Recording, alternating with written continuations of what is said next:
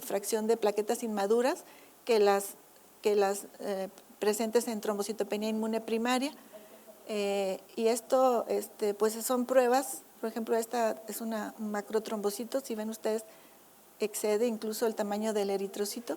Y estas pruebas se ha visto que tienen una sensibilidad alta, una especificidad alta, un valor predictivo positivo alto y un valor predictivo negativo también muy aceptable. Entonces, son pruebas no muy difíciles de hacer, que se pueden hacer con los contadores automatizados y nos dan muy buen nivel de diagnóstico. Los niveles de trombopoyetina, que también es importante hacerlo, donde aquí lo que estamos viendo es que están muy bajos en la trombocitopenia inmune primaria, un poquito más altos, aunque también bajos en algunas macrotrombocitopenias hereditarias, y el control comparado, pues vemos que sí están bajos. Quizá esto pudiera explicar entonces a veces la respuesta que puedan tener estos a los agonistas de los receptores de trombopoyetina en algunas circunstancias. El índice de la fracción de plaquetas inmaduras, si lo vemos aquí, por ejemplo, estas trombocitopenia secundaria a quimioterapia, vemos el índice es alrededor de 28-30%, mientras en el grupo de la trombocitopenia inmune primaria alcanza casi el 80%, lo mismo en el grupo de las macrotrombocitopenias hereditarias. Y el diagnóstico de estas alteraciones, pues decíamos, la secuenciación, se hace con la secuenciación del gen mediante técnicas de secuenciación de siguiente generación.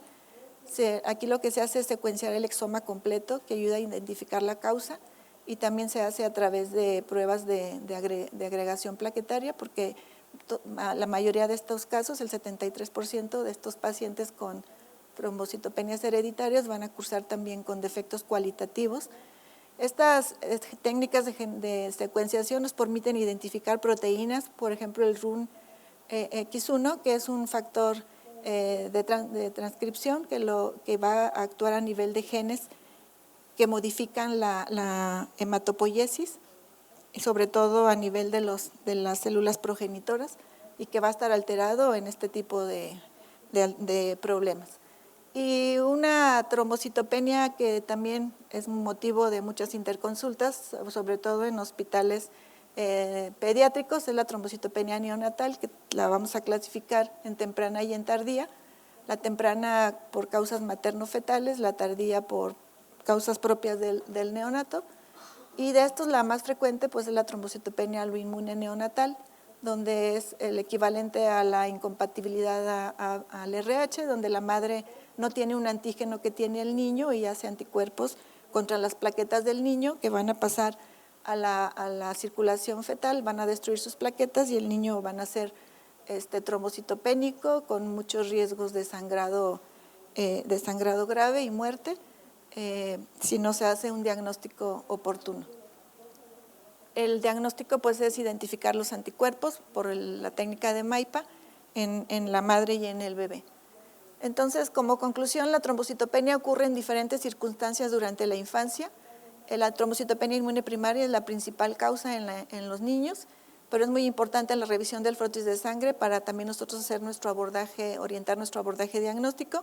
Y es importante considerar otras patologías cuando hay trombocitopenia prolongada que no se van a beneficiar de esteroides ni de esplenectomía, que se pueda hacer pensando que es una trombocitopenia inmune en forma errónea. Muchas gracias. Bueno, vamos a dar paso a la siguiente charla, que se llama Síndrome de falla medular congénita. La va a impartir la doctora Alison Bertuch.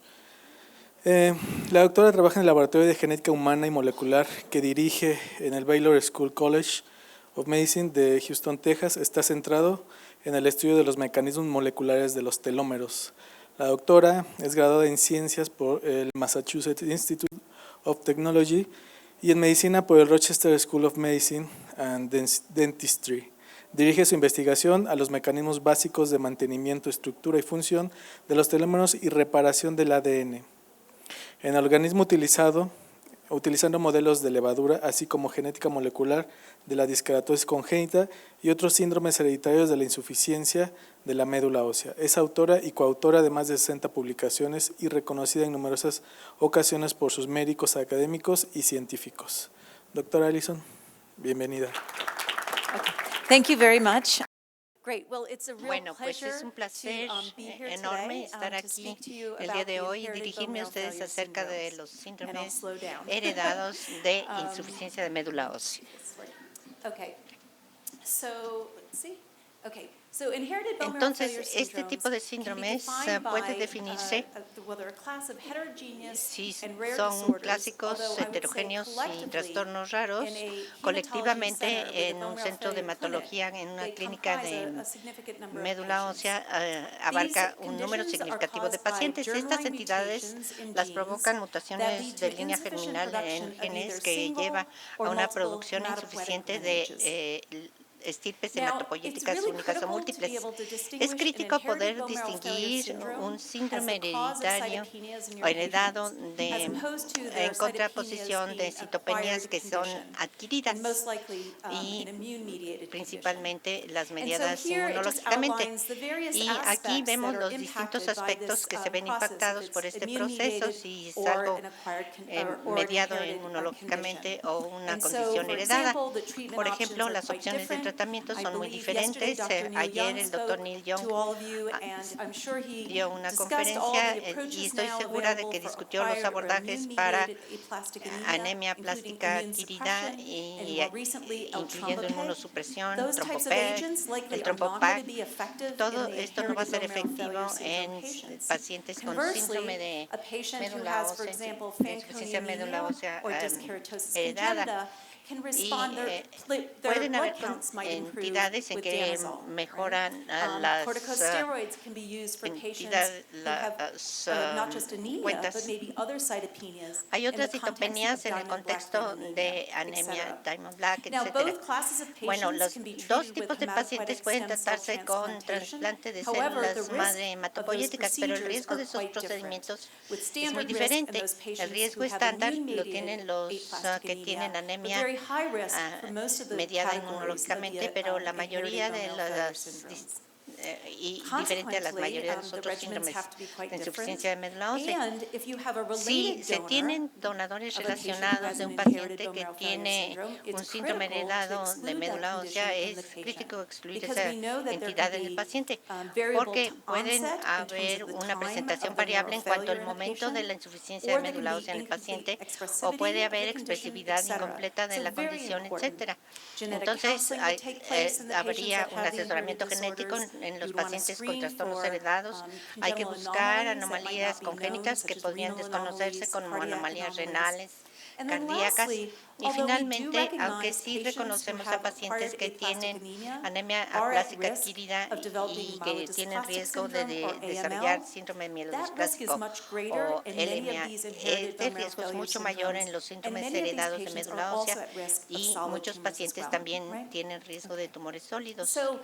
Entonces, en el año 2000, un grupo de hematólogos distinguidos escribió una revisión acerca de síndromes de insuficiencia de médula ósea congénita y la lista tiene 10 síndromes y 11 genes. Y cuando esta revisión, con esta publicación se hizo,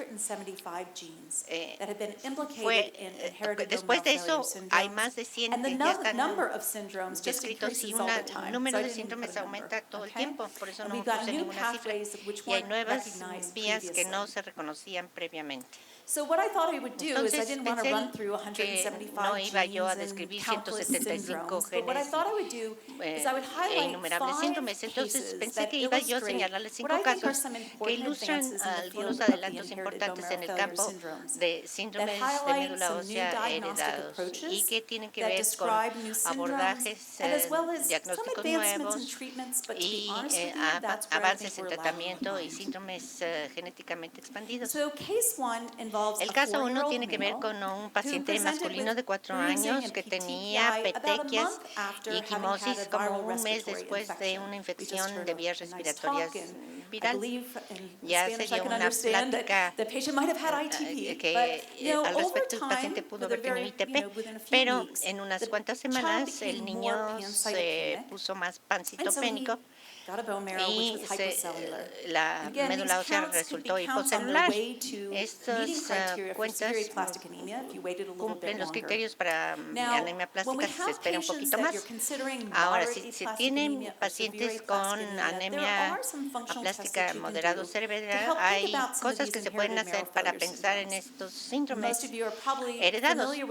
La mayoría puede conocer el análisis de rompimiento cromosómico, en donde hay aberraciones ya sea espontáneas o inducidas por agentes como diepoxibutano, DEB, que es diagnóstico para anemia de Fanconi y algunos otros síndromes más raros, pero principalmente anemia de Fanconi. Un paciente que tiene una anemia Diamond Black puede tener una médula ósea hipocelular y tener no nada más anemia. La indicación clínica sería al aumento de aminasa de adenosina. La mayoría podría tener ADA elevado, pero no todos. Pacientes con el síndrome de Shwachman-Diamond, se piensa que generalmente es una neutropenia, pero los pacientes pueden desarrollar pancitopenia y podríamos buscar insuficiencia de exocrina pancreática con amilasa, elastasa y vitaminas solubles en grasa, etcétera. Estos análisis están disponibles y los pacientes con pancitopenia sin otra indicación clínica podrían considerarse estas pruebas.